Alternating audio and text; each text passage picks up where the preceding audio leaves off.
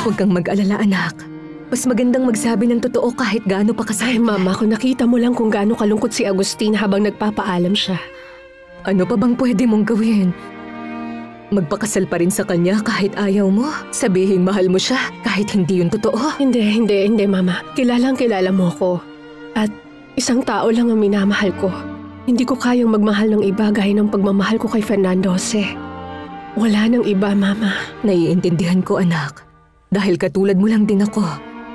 At kahit alam kong isang mabuting lalaki si Agustin at totoong mahal ka niya, hindi mo kayang dayain ang puso mo.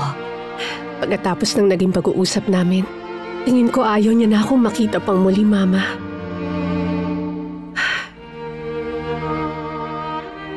May mahal ka bang iba? Oo. Ang ama ba ng iyong anak? Oo, Agustin. At kung hindi ko man siya nabanggit sa'yo, nasasaktan pa rin kasi ako.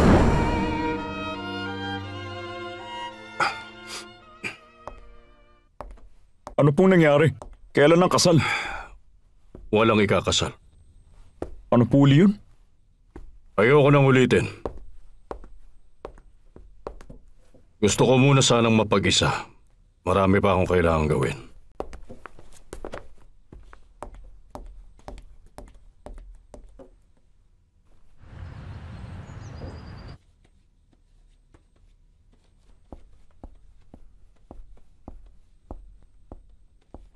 May kailangan ka? Gusto kitang kausapin.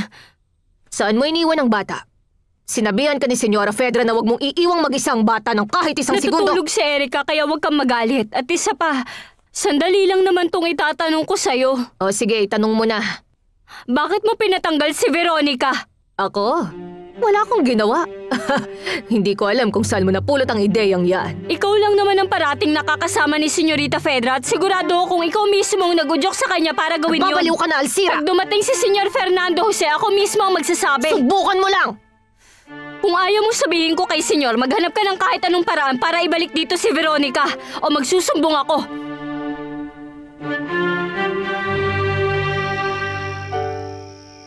Hindi talaga kita maintindihan, Fedra. Parati ka nagre-reklamong masama ang pakiramdam. Pero pinilit mong magpuyat ngayong gabi. Hindi ka ba masayang kasama mo ko? At isa, matagal ko na rin kasing gustong makita kung anong itsura ng lugar na to tuwing gabi.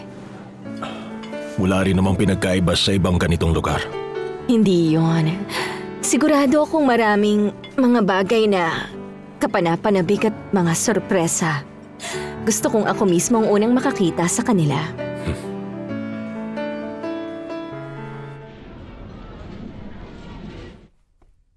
Masaya ako nandito ka uli. Hindi mo alam kung gaano ako nag-alala. Sa awa naman ng Diyos, walang malalang nangyari sa akin kundi takot. Nung hindi ka dumating kagabi, galit na galit ako. Napilitan ako isauli. For us, it's not just about making furniture. It's about... Walang nangyari sa akin kundi takot. Nung hindi ka dumating kagabi, galit na galit ako. Napilitan ako isauli ang mga tiket. Pero alam mong mahalaga ka sa akin. At sa nangyari sa'yo, nagpapasalamat ako sa Panginoon dahil hindi ka napahamak. O siya, puno ang teatro ngayong gabi kaya maghanda ka. Ay, tuwing gabi lagi namang buong loob kong ibigay ang pinakamagandang pagtatanghal. Ibibigay ko ang lahat para sa mga manonood. Mabuti yun, dahil ngayong gabi hindi lang naubos ang lahat ng mga tiket. Kinailangan pa namin magdagdag ng mga upuan dahil may mga dumating pa. Totoo ba yan? O siya, iiwan na kita para makapaghanda ka na. At Rosalinda, maligayang pagbabalik. Salamat.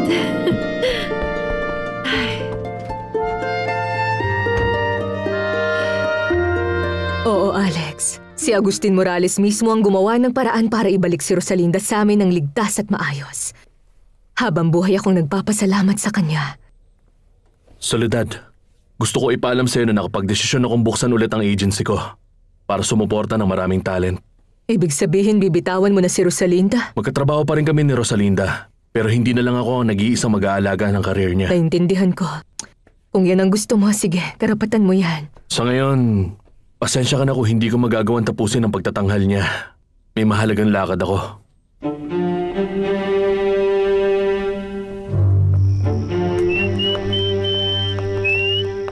Ang ipis ay hindi makalakad. Ang ipis ay hindi makalakad. Kaya tinapon na.